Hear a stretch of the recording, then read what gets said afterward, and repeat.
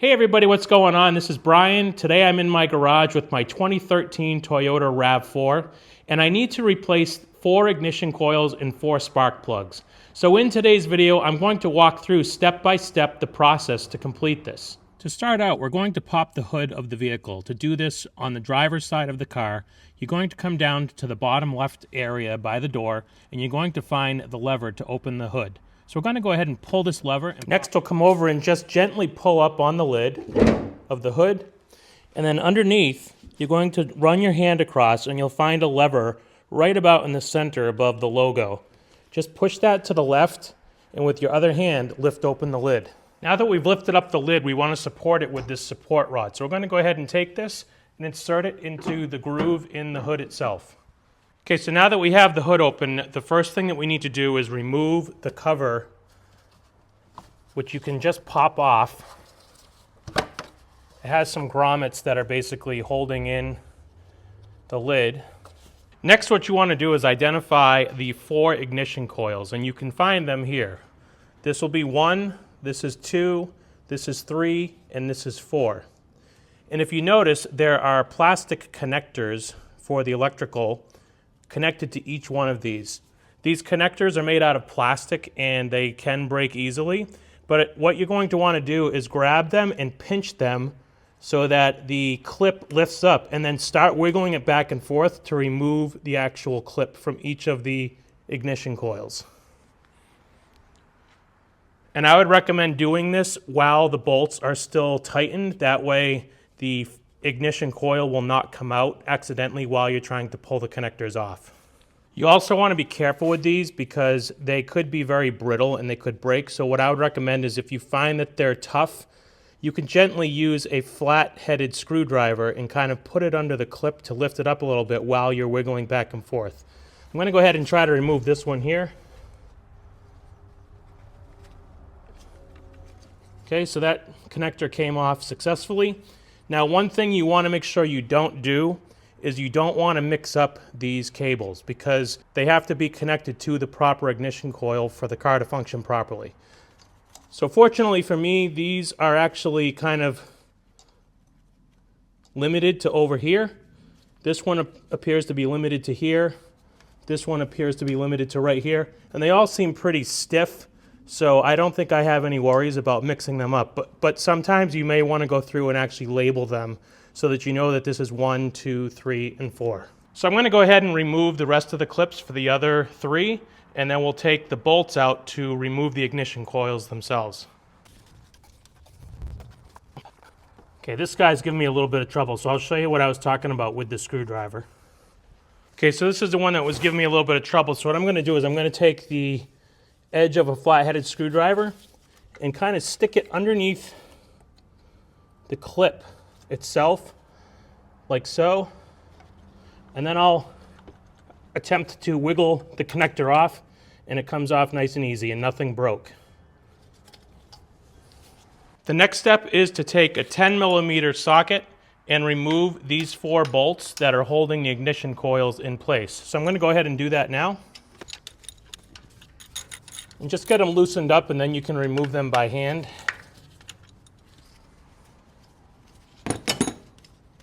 And make sure to set those aside because you'll need them to put the new ignition coils back in.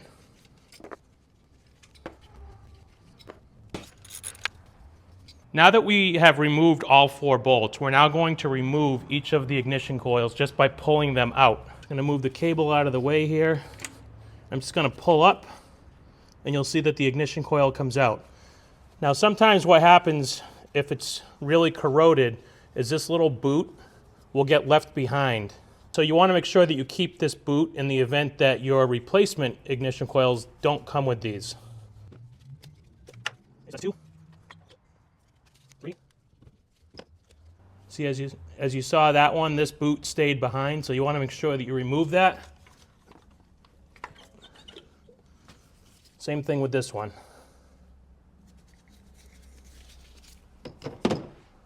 Now this is what it looks like down inside of the cylinder. You'll notice that the spark plug is at the bottom there. We're actually going to be replacing the spark plugs on this vehicle as well. So one thing you may want to do before you replace the spark plugs is use some compressed air or an air gun of some sort to blow any debris out of the cylinder before you put the new one in. Now, to remove the spark plugs in this vehicle, I'm using, in this case, just a 3/8" ratchet with an extension and then a spark plug 5/8" socket. And you're basically going to just put the socket down into the cylinder until it rests at the top of the spark plug, and then you're going to turn left to start removing the spark plug itself.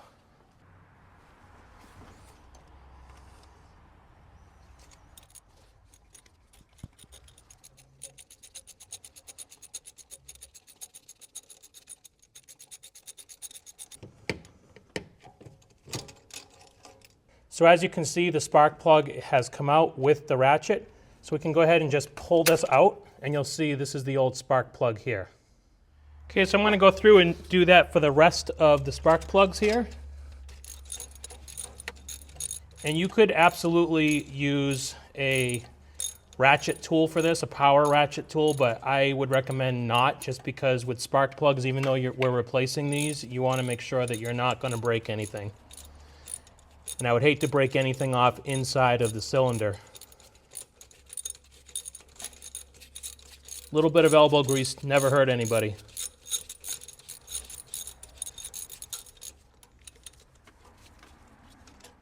Okay, number 2 is out.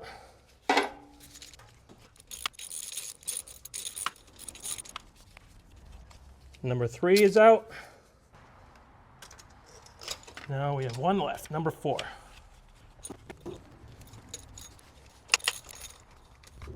And I'm just doing this at the end because I don't want to be turning it back into the thread when it gets close to the end.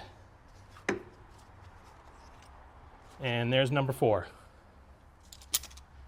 Now for a replacement spark plug on this, I am using an NGK spark plug. I'll put the part number on the bottom here. This is an NGK G Power. And if we look at the top of the box, it is the LFR5AGP 5018. Now, one of the things you're going to want to do before you just install these is you're going to want to make sure that the thread looks similar to the thread that was in there previously. So I'm going to go ahead and remove one of these from the box, and then we'll do a comparison.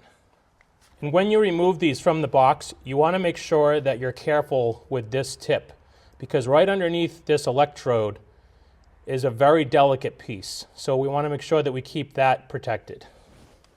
So what we're going to do is we're going to take the two and put them side by side. And if we look, we can see that they are pretty much identical. There is a crush washer on the thread up at the top of the spark plug itself as well. That will come into play when we actually put the spark plug back into the cylinder. So the next thing we need to do is we need to check and make sure that the gap is what it needs to be for the Toyota RAV4, in this case a 2013. Okay, so now what we need to do is we need to check the gap on our new spark plugs, and the gap refers to the distance between these 2 points here.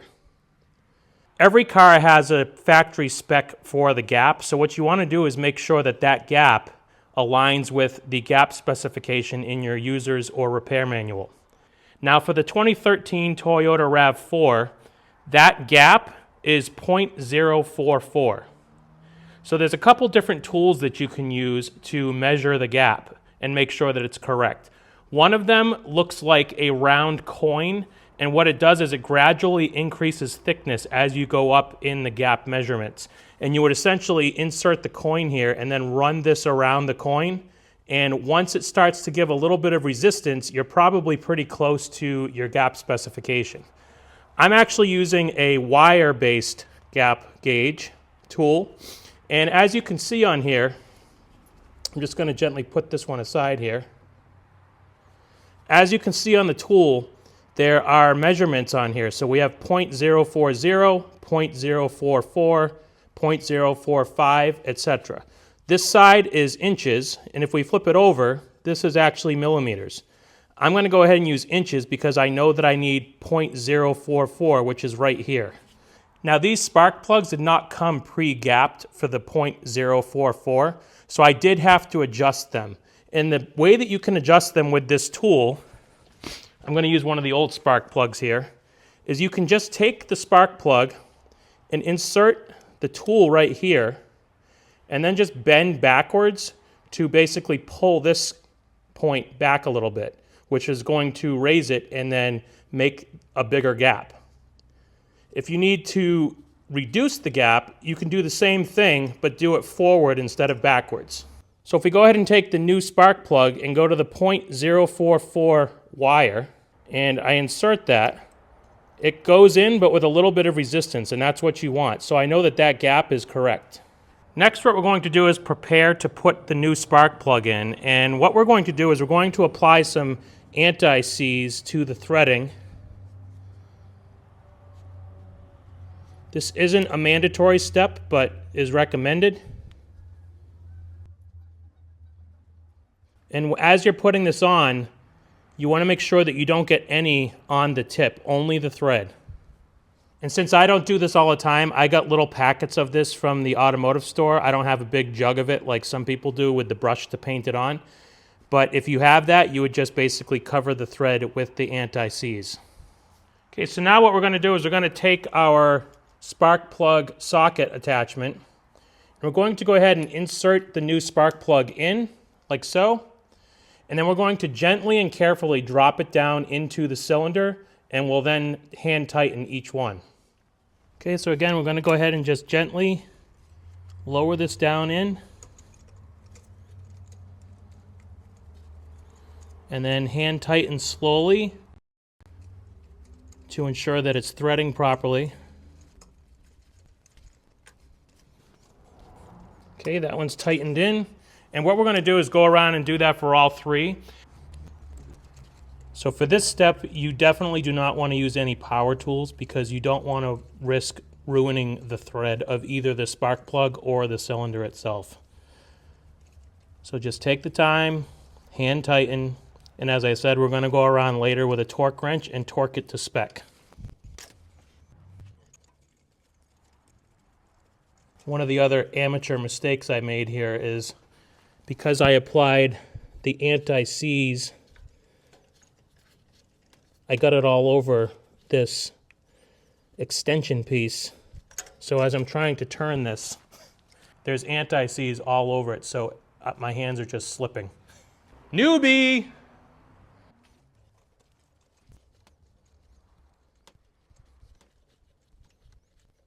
Okay, so I've now hand tightened all of them back into the cylinders. So now what we're going to do is go around and just gently snug them up a little bit more with just the regular ratchet. And then we're going to go around and use a torque wrench to torque it to spec. Okay, so as I mentioned, I'm just going to go around and gently tighten this up.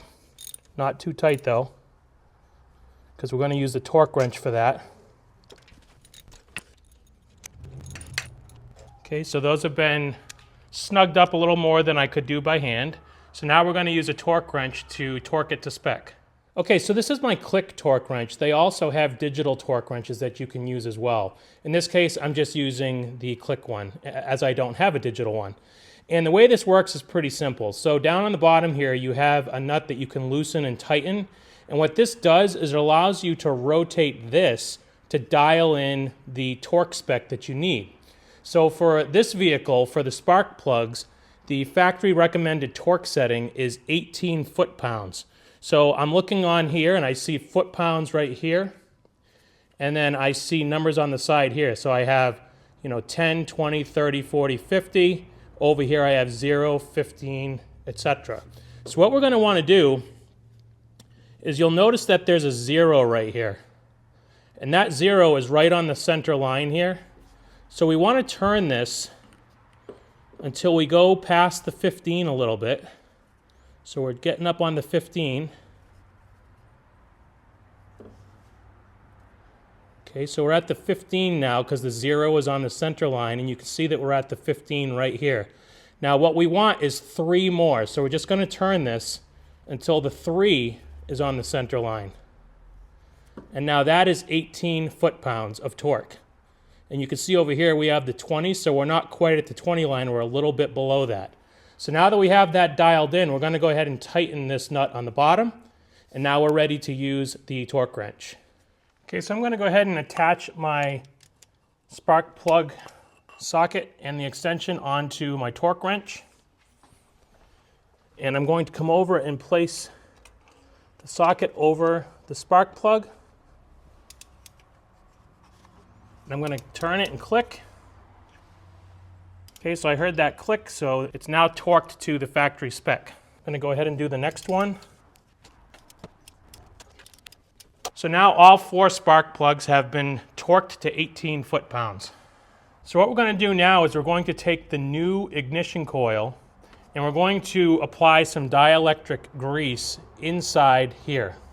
Okay, so we're just going to put some in here, like so. And this will just help to keep things well lubricated. And then we're going to take this ignition coil and we're going to put it back in, making sure that we're lining up our bolt hole and the plug-in connector, and just push it down.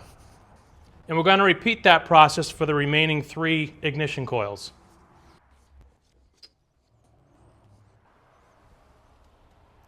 And you'll notice too, on the new ignition coils, you'll notice that rubber gasket is on my new ones. If you didn't have them, you could use the ones that you had before as long as they weren't damaged.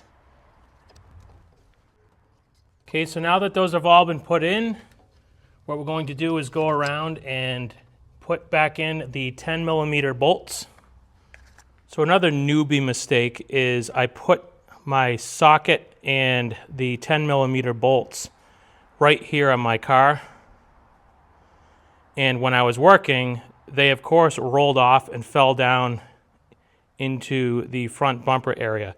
Now I can see my socket right there, but I can't really get to that easily. So one of the other tools that I have, which I would highly recommend, is a telescoping magnet. So if I go ahead and take this, I can now get my socket out with no issues. Now I have to find the 10mm bolt. Otherwise, I can't finish this job. Okay, so it's at moments like this when you lose a bolt that you need that you're thankful for local auto parts stores. So I was able to get a new bolt that's the same size. So we're going to go ahead and basically go around and put all these bolts back into the ignition coils and tighten them down. And then we'll reconnect the connectors. And then the final test will be starting the car up. Okay, so now that they've all been hand tightened, I'm just going to go around with the socket. Again, this is a 10mm socket. Just snug that up. Now we'll go back around and reconnect the connectors to each of the ignition coils. Remember, they snap in. Now we'll go ahead and put the cover back on, and you'll see that we're going to line up with these grommets right here.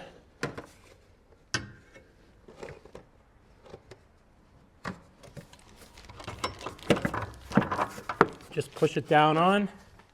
We're then going to go ahead and remove the support rod for the hood. And we're going to go ahead and close the hood. Okay, so now comes the final test. I'm going to get in and attempt to start her up.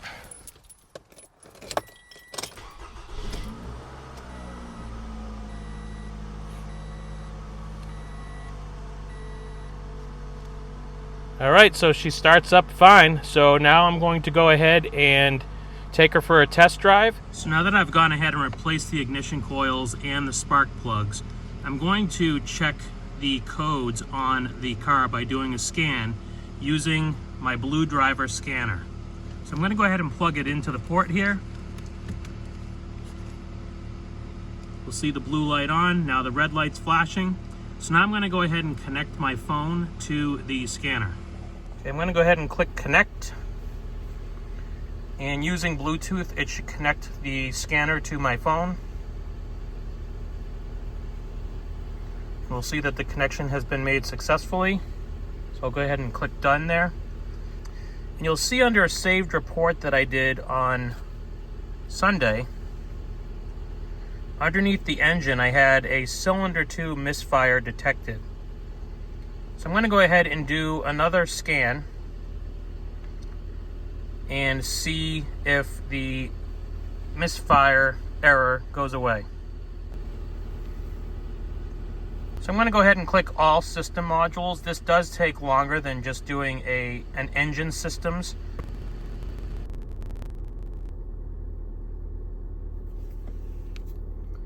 Okay, so that scan is done. So let's go down